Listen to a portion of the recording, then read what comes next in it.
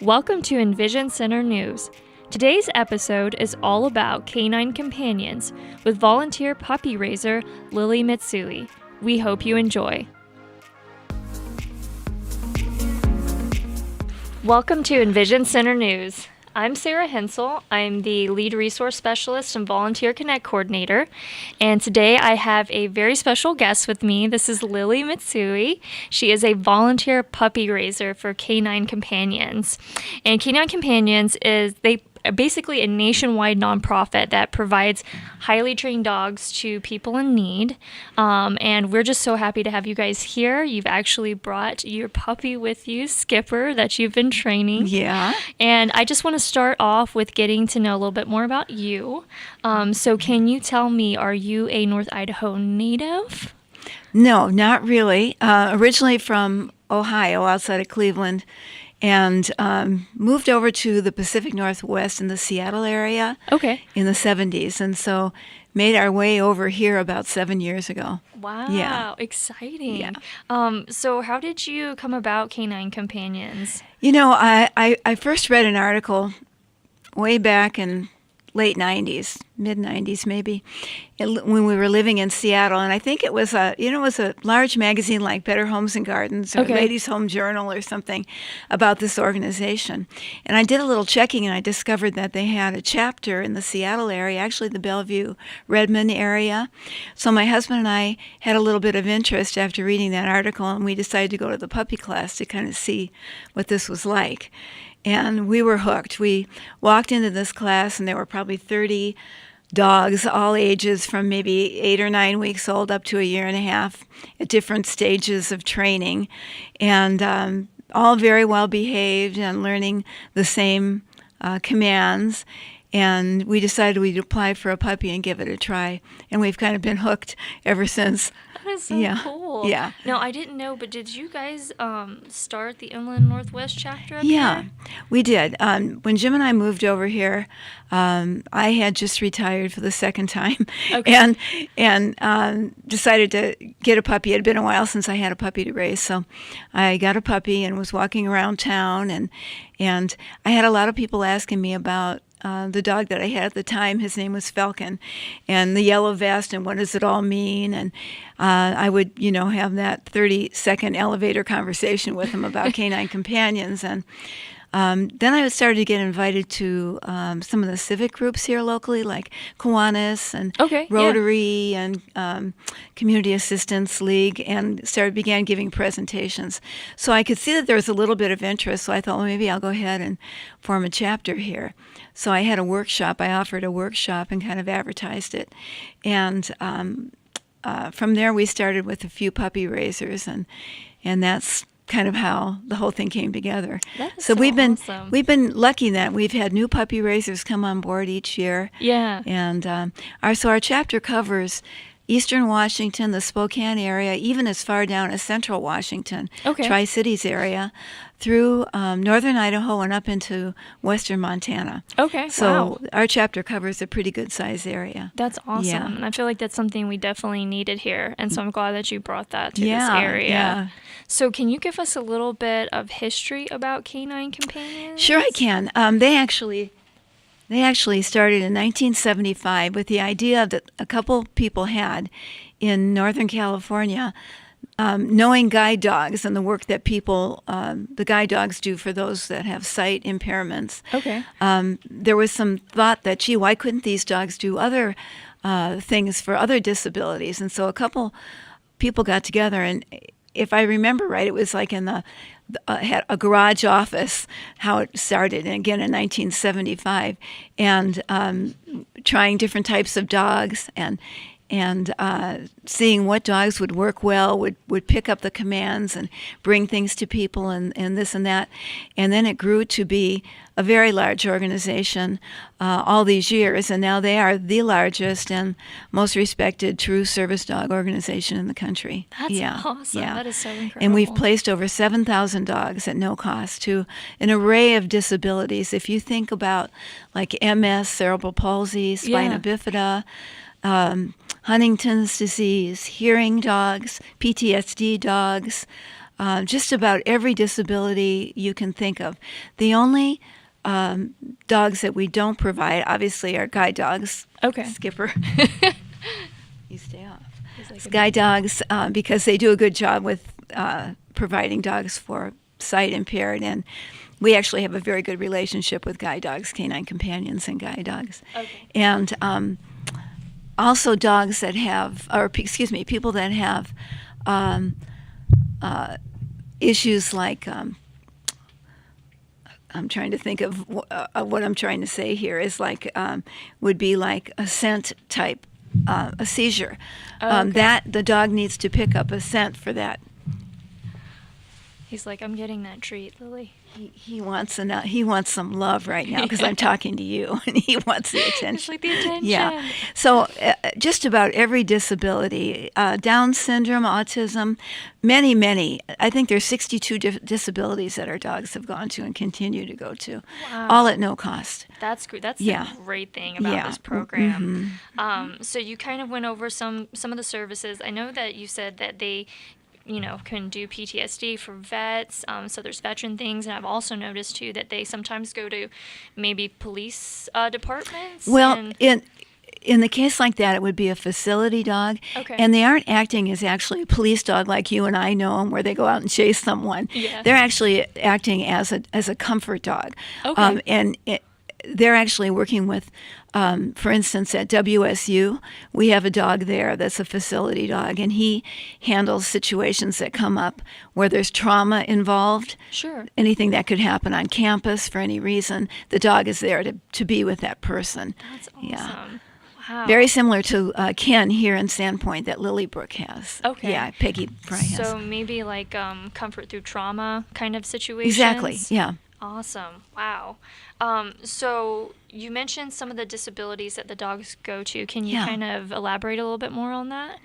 Well, if you think about task-oriented dogs, these dogs are trained to get something from you, for you, to go in the refrigerator and get a bottle of water and bring it to you. Okay. And this is done by a pull that might be on the refrigerator handle door, so they're trained to go and open the door and to close the door. Okay. They're remote control to bring anything that as able-bodied people, we don't think much about that because we just lean over and get what we need. Right. But if someone dropped their keys, for instance, and they're just waiting for someone to come by to help them, the dog does that for them. Yeah. Yeah.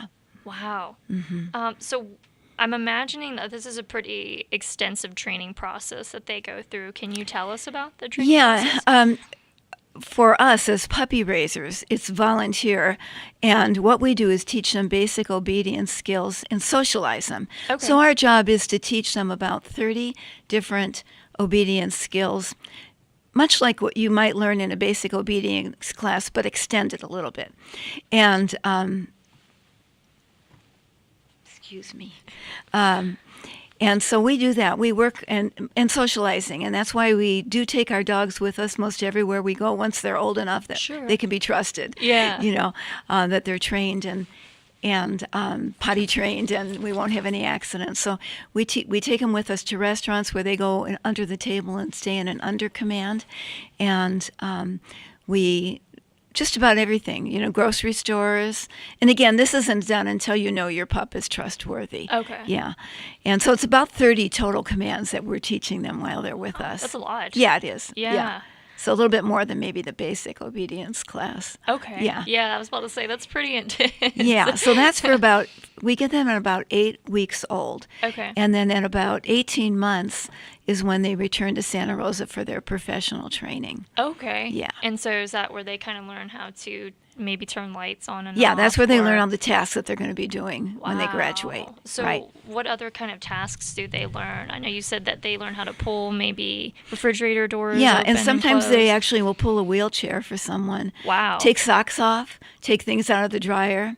If someone, for instance, I'll just use this as an example because I know a young man that has MS, and the dog is trained to actually pull his socks off his feet for him. That is so cool. Yeah, and to bring him whatever he needs. And I know another situation where a young woman cannot bend over to get things out of the clothes dryer. So the dog has taught to go actually right into the dryer and carefully take out the That clothes is and put them in so a laundry neat. basket. Yeah. Wow. So these are very highly trained dogs. Yes, they are. Yeah. Yeah. So another question that I was thinking of was that I noticed that Canine Companions has their own award-winning breeding program. They do. And you said that it's in Santa Rosa. And that I think it's primarily Labradors and Golden Retrievers. Yes, Okay. Labradors, Golden Retrievers, or a cross of the two. And they've been doing these genetic studies for years, and they found that those two breeds are just the very, very best for this type of service. Yeah, very friendly, very... Yeah, and they want to retrieve. Yeah. They want to go get things. They have a job that Right, they want to do. Right. So why don't you guys use shelter dogs at all? That's a really good question. Early on, they did work with shelter dogs. Okay. But we have so many people on the waiting list, and the results that we need, the success rate, is just not the same.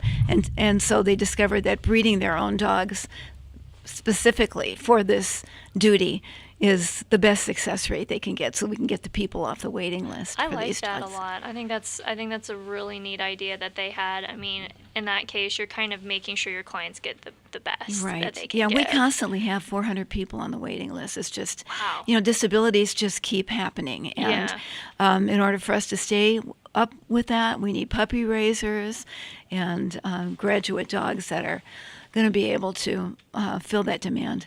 Wow. Yeah. So I know we keep kind of mentioning that once the applicants are accepted, it's at no cost to them. It is. So can you tell me a little bit about the process to obtain a service dog like this? Yeah, I will tell you that Canine Companions is a 501c3 charity. Okay. And their mission is to provide highly skilled dogs to an array of disabilities and follow-up care for the life of that partnership at no cost. So because of that, this is the organization people go to. Let's face it, folks just don't have a lot of money, particularly if they have disabilities. Their, health care costs are high, and in order to get them the help that they need, to come to an organization like ours that has, kind of the leader in the field, Sure. is what they want to do. Yeah. And I think I might have asked you at one point, but when the training is all said and done, how much are these dogs worth? Each dog that's matched with their partner is valued at $50,000 each. So everything is taken care of. We take no funds from the recipient of the dogs. There is a Right. qualification process that they must go through, a vetting, so to speak. Sure. And it begins with visiting the website and filling out an application or a request for an application. And from there, you get an application in the mail. You'll have phone interviews and then personal in-person interviews. And this all takes about a year Okay. before all this is actually can get yourself on the list, or maybe a little less than a year. But then you'll be on that list until they feel that your name is coming up on the list, and you can come to Canine Companions and find your match. So how old is the dog when they get matched to the person? At least 2. Okay. Yeah, somewhere between 2, maybe a year and 2 years and 4 months, 2 years to 2 years and 4 months. They usually, when they leave us, they're about 18 to 19 months, and then they have 6 to 9 months additional training after that. Okay. So yeah.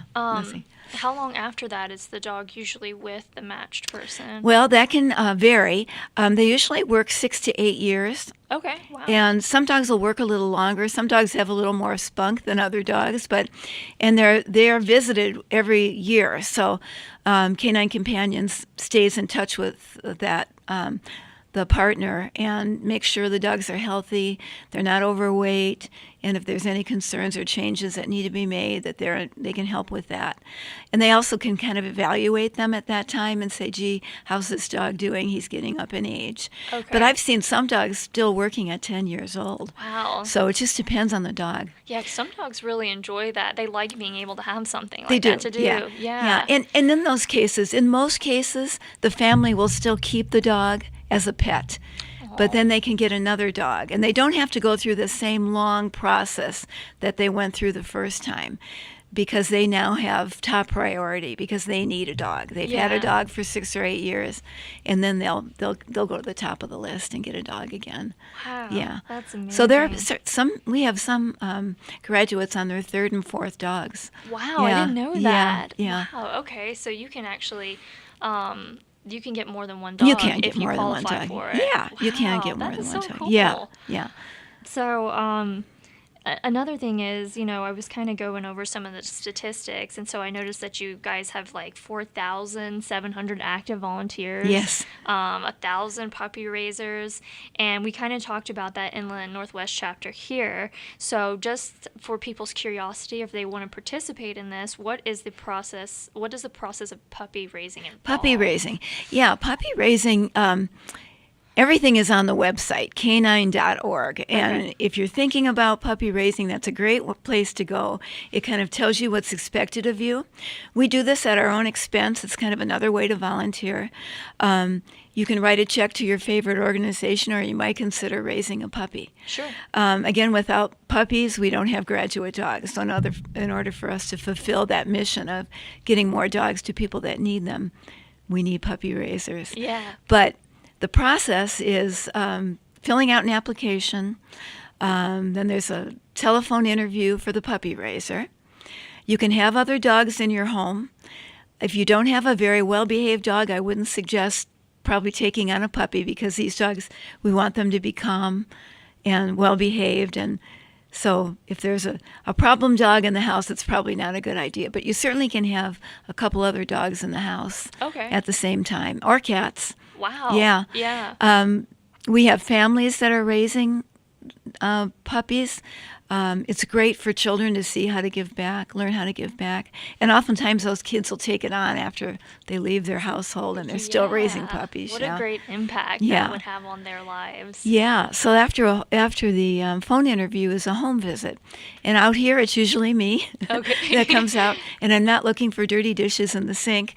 I'm just looking for a safe home, a home that's rather calm, not too chaotic, and a person that will agree to follow the Canine Companion ways of raising a puppy. Yeah. We all do the same. We follow the same process. Canine Companion gives you everything you need for that success. Oh, that's great. Yeah. Yeah. We have online training classes. We have training classes here at Forest Bird Charter School Okay. twice a month. And we all help each other out here locally. Yeah. Yeah. Yeah, it must be like a tight-knit little family. It is. Yeah. Yeah. We have this saying that you join for the dogs and you stay for the people, because it is really a tight-knit That's so group. sweet. Yeah. I love that. Yeah. So I know that probably this is one of your most asked questions, but how do you deal with having to separate from the dog that you've helped raise after 1.5 years? Well, I'm not heartless, and it hurts each time. It's a commitment that I've made to take someone off the waiting list. Yeah. To be able to get the dog I raised to someone off on the waiting list. And I always shed a few tears when it's time for turn-in. It's time for the dog to leave me to go on to advanced training with the professional trainers. But then we get progress reports each month, and we follow along to see how they're doing. And if all goes well, we're going to get that phone call that says Tilly is graduating as a hearing dog. Wow. And you can come down and present the dog to its new family. And that is the most rewarding and spectacular experience ever, because that's what we do this for. And then that's kind of like it completes the full circle. Yeah. We get the dog, we go through the training, we have a little heartache, but look at the result. No Yeah. kidding. So that's Yeah. why we do it. And then we get another puppy and start all over again. Yeah. Yeah. That's really incredible. Yeah. So what do you feel like has been your biggest takeaway in puppy raising? Beside the people, the wonderful dogs that Canine Companion breeds, and just the joy of the people we've met along the way, and the graduates. It's really emotional to go and to a graduation, because the graduate is ever so grateful. They've been on that waiting list for a year and a half, Yeah. and they're just so thankful to everything you've done as far as raising a puppy. So I think it's just the whole full circle. Yeah. Yeah. That's Very, very rewarding. That's amazing. So lastly, how can our viewers get involved? What other kind of opportunities are there to volunteer in Canine Companion? Yeah, I mean, obviously we know not everyone can puppy raise. We're always looking for puppy raisers. But my other goal is in this community, moving up here and not having serviced many servants' dogs at all, really none to speak of, almost none, is to just educate people that our dogs are available, and you possibly could have a dog. Yeah. And go through the process and see if it'll work for you. Volunteer opportunities. Gosh, we're always looking for people to help us with fundraisers. Okay. Sometimes we have schools that take on a fundraiser, or Boy Scouts, Girl Scouts, a mentoring group. We had a great fundraiser at Forest Bird Charter School a couple years ago, Pennies for Puppies. Oh, that's so cute. And it just teaches kids, again, how to give back, Yeah. I understand that raising a puppy isn't always for everyone, but there are other things. And then, like, we do the 4th of July, so you could help decorate our float on the 4th of July. We're in the parade every year. Yeah, that's right. There's things that kids can do. Sometimes we set up a little stand outside a grocery store with a dog, and kids can come and help man the stand so we can talk about Canine Companions. Yeah, and who doesn't love dogs? Yeah, yeah. And we usually have a puppy with us wherever we go. Yeah. Yeah. It's like like your little mascot Yeah. kind of following you around. And businesses can get involved too. We just recently had a wonderful fundraiser at I Saw Something Shiny downtown. Oh, yeah, yeah. They did a month-long fundraiser for us in the store where they sold our little black fur service dogs. Oh, that's actually cool. for a donation. Yeah. And Elizabeth also gave away a beautiful gift basket that was auctioned off.